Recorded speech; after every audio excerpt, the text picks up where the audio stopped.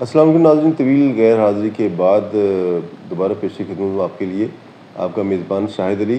کچھ ذاتی مصروفیات کی وجہ سے کافی دیر کے بعد پروگرام کا سلسلہ دوبارہ شروع کر رہے ہیں اور کوشش کریں گے کہ اب غیر حاضری نہ ہو۔ آج کے پروگرام میں ہم 3 خبریں ڈسکس کریں گے۔ پہلی 9 مئی کے حوالے سے کہ آج برسی منائی جا رہی ہے یا عرس ہے۔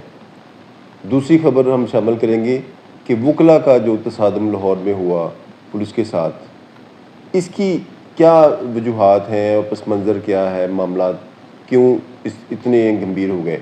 اس کے ساتھ ساتھ تیسری خبر ہے کہ وزیر اعظم صاحب نے تعلیمی ایمرجنسی لگانے کا اعلان کیا ہے اور کہا ہے کہ جناب میں اس کی نگرانی خود کروں گا۔ 9 مئی کے حوالے سے بات کریں تو آپ کو پتہ ہے کہ 9 مئی جو 9 مئی کا ثانیہ تھا، اس پر بہت سخت ایکشن لیا، اسٹیبلشمنٹ نے بڑا سخت ایکشن لیا، لوگوں نے اس پر بڑا رد عمل کا اظہار کیا، پولیٹیکل پارٹیز نے بڑی تنقید کی، اور اس کے ساتھ ساتھ جو لوگ اس کا ماسٹر مائنڈ تھے ان کو بھی فکس کیا گیا۔ لیکن کچھ ایسا بھی اس میں اس کا آنسر یہ بھی تھا کہ کچھ لوگ جو معصومیت میں مارے گئے تھے وہ تو جیلوں میں پڑے ہوئے ہیں، جو اپنی سادہ لوئی کی وجہ سے اپنے لیڈران کے پیچھے تھے، اور کچھ لوگ پریس کانفرنسیں کر کے فارغ ہو گئے۔ اب بات یہ ہے کہ کچھ لوگ ناقدین کہتے ہیں کہ اس کی جو برسی منائیں یا عرس۔ برسی تو آپ کو پتہ ہے کہ برسی کے کیا میننگز ہوتے ہیں۔ آج انہوں نے پی ٹی آئی نے پھر اعلان کیا تھا کہ ہم جناب احتجاج کریں گے، یہ کریں گے، وہ کریں گے۔ اسلام آباد میں دفعہ 144 بھی لگائی گئی۔ لیکن اس کے ساتھ ساتھ جو مجھے لگا ہے کہ وہ جو حالات ہیں برسی والے نہیں ہیں، عرس والے حالات ہیں۔ اگر آپ عرس کو دیکھیں، عرس میں تمام چیزیں ہوتی ہیں، اس میں نماز روزہ بھی کرنے والے لوگ بھی ہوتے ہیں، ڈانس دیکھنے والے لوگ بھی ہوتے ہیں، نشہ کرنے والے لوگ بھی شامل ہوتے ہیں، پک پاکٹ جیب کترے بھی وہاں پہ موجود ہوتے ہیں، اور صدقہ خیرات کرنے والے لوگ بھی وہیں پہ موجود ہوتے ہیں، اور جو رضاکارانہ طور پر لوگوں کی خدمت کرنے والے لوگ بھی ادھر ہی موجود ہوتے ہیں۔ آج کچھ اسی قسم کا منظر ہمیں نظر آیا کہ یہ 9 مئی کی برسی نہیں بلکہ یہ عرس ہے، جس میں تعلیمی ادارے کے لوگ بھی فوج کے ساتھ اظہار یکجہتی کر رہے ہیں، اور اس کے ساتھ ساتھ مختلف مکاتب فکر سے کچھ پولیٹیکل لوگ، کچھ جو بین المذاہب جو کمیٹیاں تھیں ان کے لوگ، مختلف قسم کے جو طبقات کے لوگ ہیں جو آج اظہار یکجہتی کر رہے ہیں اپنی فوج کے ساتھ، اپنے اداروں کے ساتھ۔ یقیناً ایک قابل مذمت اقدام تھا جو 9 مئی کو اٹھایا گیا تھا۔ اس کے ساتھ ساتھ اب صورتحال برسی والی نہیں ہے، یہ صورتحال عرس والی ہے۔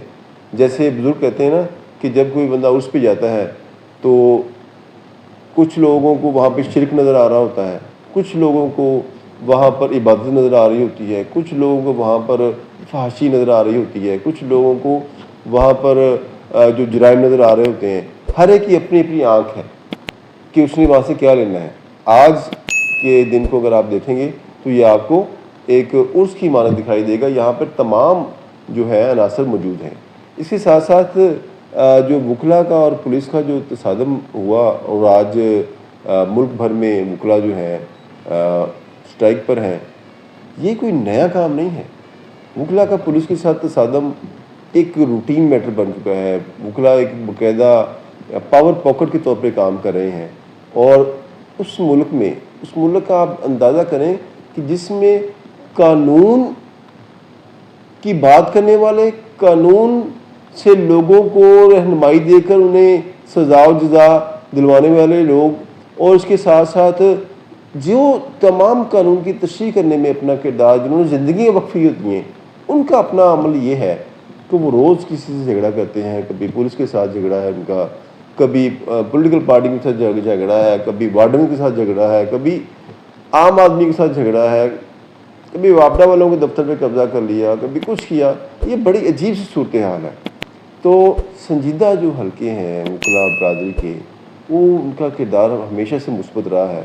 میری یہ اپیل ہے کہ آپ برائے مہربانی آپ اپنی جو کور کمیٹی ہے، آپ لوگوں کا جو مرکزی جو ونگ ہے، اس میں اس چیز کو ڈسکس کریں کہ آپ وکلا برادری ایک بڑا عزت و احترام والا جو شعبہ ہے، اس کے شعبے کی عزت کی بحالی کے لیے کوئی سنجیدہ اقدامات کرے، کوئی آپ سوچیں کہ اس کو کیسے ہم نے بہتر کرنا ہے۔